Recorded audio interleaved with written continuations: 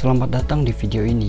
Kami akan membahas perjalanan pendidikan agama Katolik di Indonesia melalui kurikulum 1975 dan kurikulum 1984.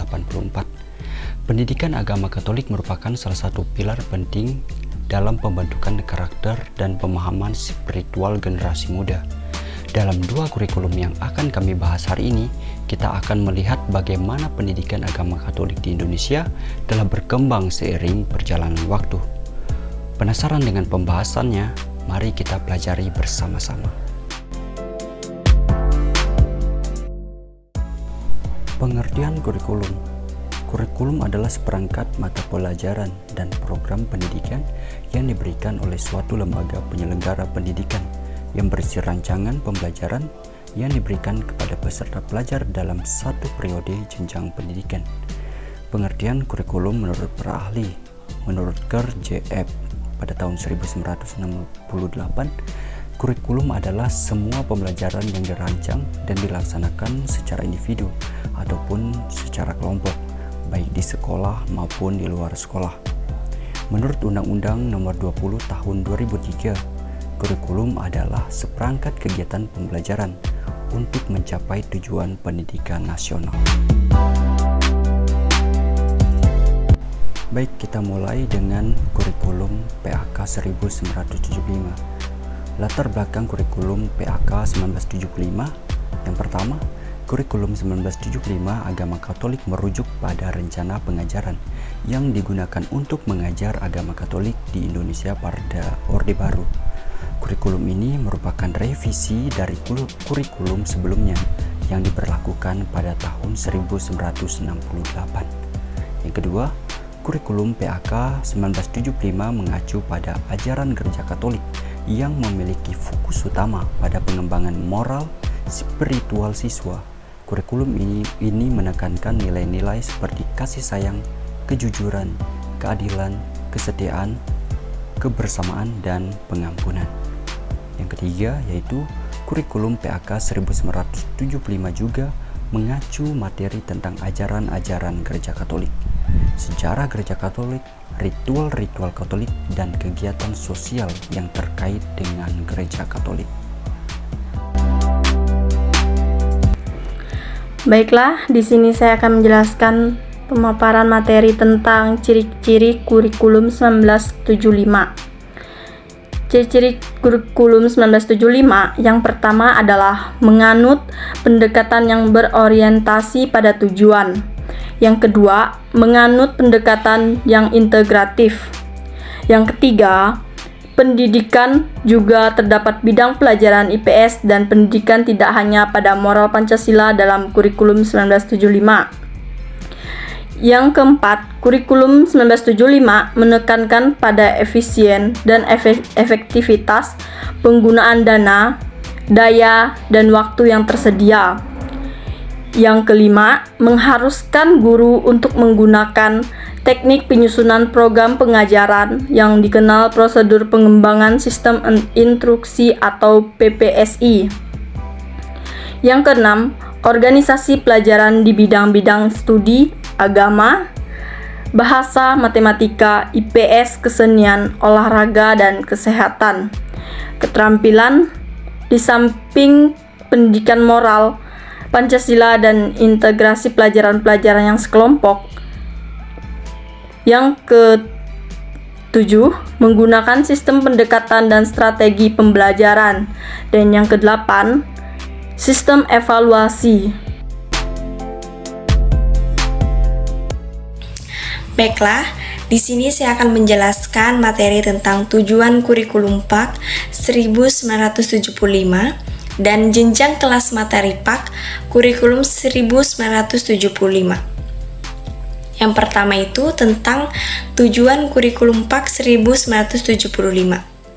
SD PAK mengajak siswa untuk menjadi berkembang dasar-dasar kepekaan dan kesadaran mengenai hidupnya dengan Tuhan dan manusia. 3 tujuan kurikulum PAK 1973.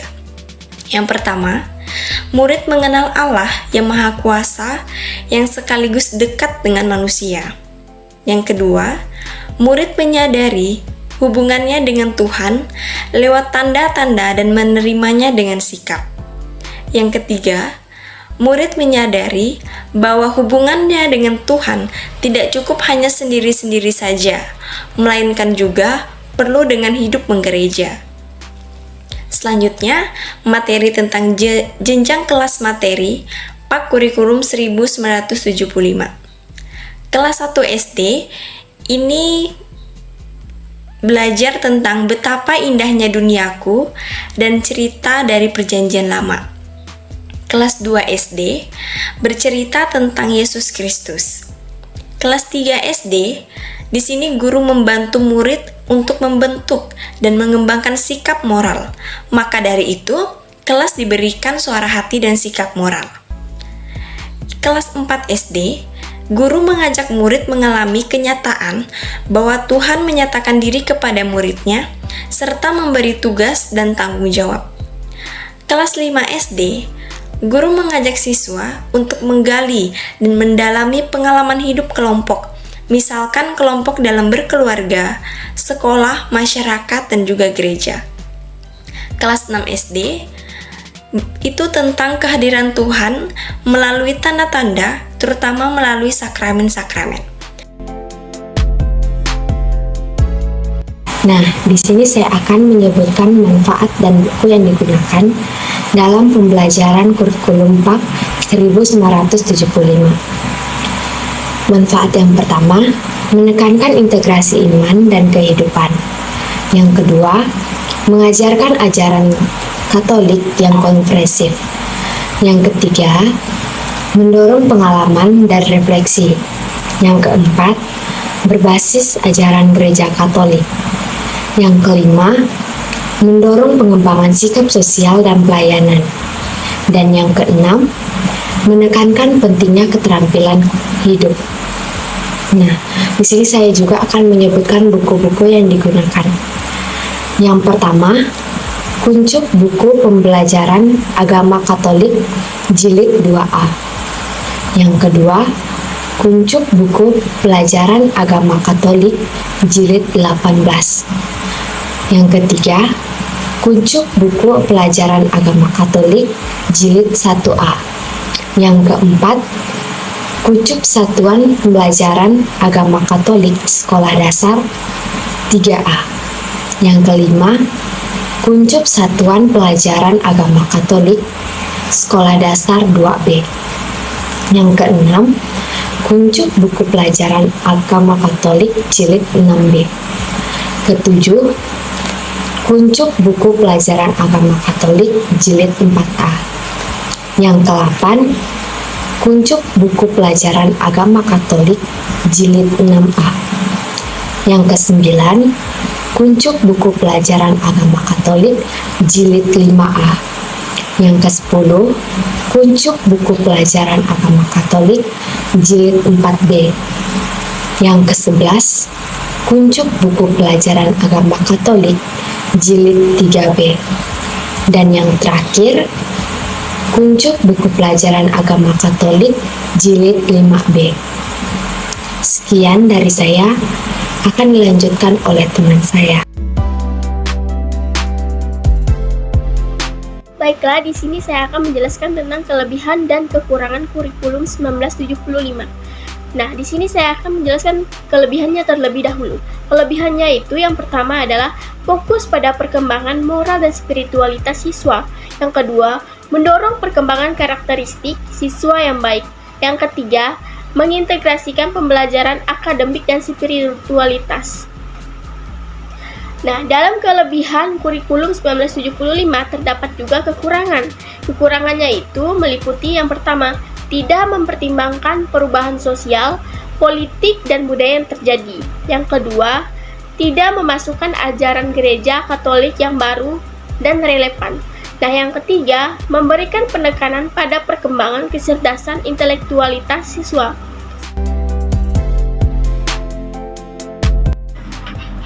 Kurikulum PAK 1984. Latar belakang kurikulum PAK 1984. Kurikulum Pendidikan Agama Katolik atau PAK 1984 dibuat sebagai respon terhadap kebutuhan pengembangan pendidikan agama Katolik di Indonesia. Kurikulum PAK 1984 ini adalah keinginan untuk memperkuat dan meningkatkan kualitas pengajaran PAK di sekolah-sekolah Katolik Indonesia. Selanjutnya, ciri-ciri kurikulum 1984. Yang pertama, berorientasi pada tujuan instruksional. Yang kedua, pendekatan pembelajaran berpusat pada anak didik. Pendekatan cara belajar siswa aktif atau CBSA. Yang ketiga, pelaksanaan pendidikan sejarah perjuangan bangsa atau PSPB. Yang keempat, materi pelajaran menggunakan pendekatan spiral. Semakin tinggi kelas, maka semakin banyak materi yang dibebankan kepada peserta didik. Yang kelima, menanamkan pengertian terlebih dahulu sebelum diberi latihan.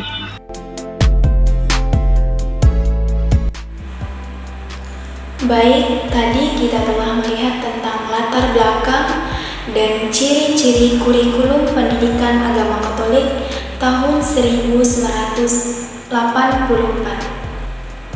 Kemudian, di sini saya akan membahas tentang tujuan kurikulum pendidikan agama Katolik tahun 1984.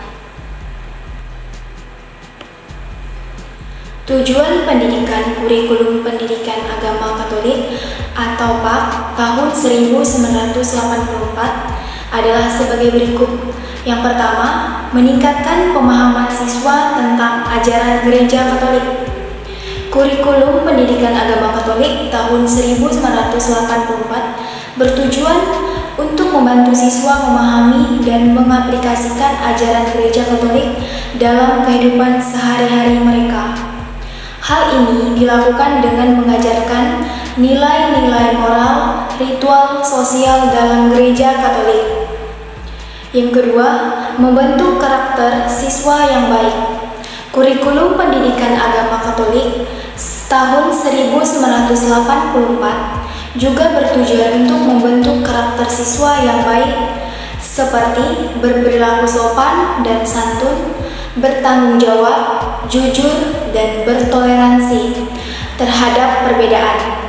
Kurikulum ini juga menekankan pentingnya kebersamaan, kerjasama, dan pengampunan. Yang ketiga, menumbuhkan sikap spiritual siswa.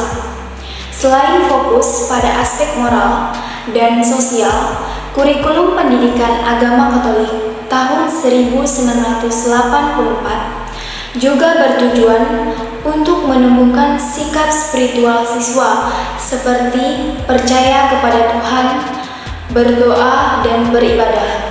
Hal ini dilakukan dengan mengajarkan siswa tentang praktik-praktik spiritual dalam Gereja Katolik seperti misa, doa, dan meditasi. Yang keempat, meningkatkan kemampuan akademik siswa. Kurikulum pendidikan agama Katolik tahun 1984 juga bertujuan untuk meningkatkan kemampuan akademik siswa seperti membaca, menulis, dan berbicara. Hal ini dilakukan dengan memperkenalkan siswa pada literatur Katolik yang dapat membantu meningkatkan kemampuan membaca, menulis, berbicara mereka. Sekian dari saya, akan dilanjutkan oleh teman saya. Baiklah, di sini saya akan menjelaskan tentang catatan penting kurikulum 1984. Yang pertama, di sini dijelaskan bahwa kurikulum ini telah dipersiapkan secara matang. Kurikulum ini dimulai pada tahun 1980. Yang kedua, menurut beberapa para ahli, kurikulum ini kurang pengajian pokok-pokok iman Kristiani. Dan yang ketiga, kurikulum ini merupakan kurikulum yang cocok jika diterapkan di kelas campuran. Dan yang terakhir, Di sini dijelaskan pola yang digunakan atau diterapkan adalah pola penggumpulan, yang dimana anak-anak ini diajarkan tentang menggumuli hidupnya secara Kristiani. Jadi dapat disimpulkan bahwa pola ini bertujuan agar anak berpartisipasi aktif dalam proses pembelajaran. Yang selanjutnya saya akan menjelaskan juga bagaimana kelebihan dan kekurangan dari kurikulum 1984 ini. Kelebihannya yang pertama yaitu mengintegrasikan ajaran agama atau ajaran gereja dalam kehidupan sehari-hari siswa. Yang kedua, mendorong karakter atau perkembangan siswa agar mereka paham akan toleransi perbedaan. Dan yang ketiga, di sini dijelaskan bahwa mengintegrasikan pembelajaran akademik dan spiritual secara holistik. Selanjutnya saya juga akan menjelaskan tentang kelemahan dari kurikulum ini. Kelemahannya ada dua.